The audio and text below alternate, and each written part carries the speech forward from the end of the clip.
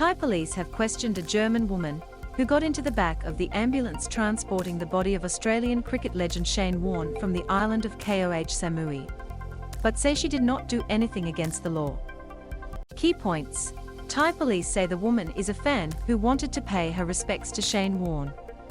Thai police say the woman is a fan who wanted to pay her respects to Shane Warne. An autopsy showed the cricketer of a suspected heart attack on Koh Samui Island.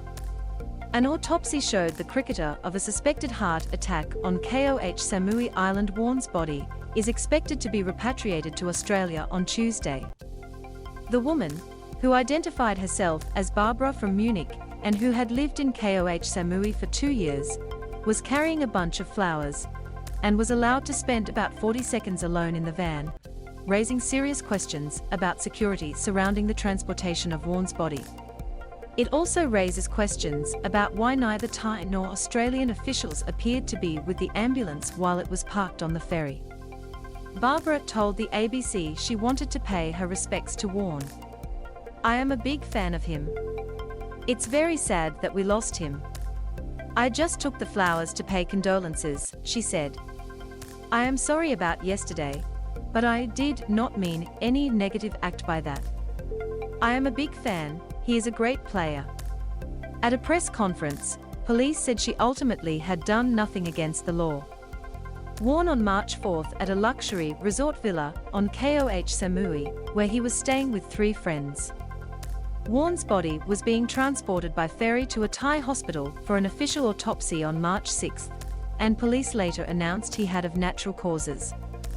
But as the ferry made its final preparations to leave Koh Samui for the mainland, the ABC captured footage of 2 women approaching the ambulance. How the incident unfolded. In the footage, a blonde woman can be seen with a Thai woman who is talking to local immigration officials near the vehicle ramp down to the car ferry. When the official points to the vessel, the Thai woman bows. In English, she says, yeah, she knows him. In Thai, she then says, "Thank you very much, she's a friend." The pair is then escorted by a man through rows of cars to the front of the vessel, where the ambulance was parked. As they reach the back of the van, the blonde woman approaches the ambulance driver's window. She shows the flowers to the driver, and they have a brief exchange before he gets out and takes her to the other side of the van. He opens the sliding door, allows her to get in, then shuts the door behind her. The convoy to escort Warne home. Australia's ambassador to Thailand Alan Kinnan and Department of Foreign Affairs and trade officials went to Koh Samui to discuss arrangements to bring Warne's body back to Australia. Australian ambassador to Thailand Alan Kinnan visited Koh Samui on behalf of the Warne family. Royal Thai police had not been treating his as suspicious, but wanted an autopsy to be done at a large, mainland hospital to determine the exact cause of before releasing the body for repatriation. The footage shows that while the woman was inside the ambulance, the driver could be seen speaking to a man nearby before opening the door. The woman then left.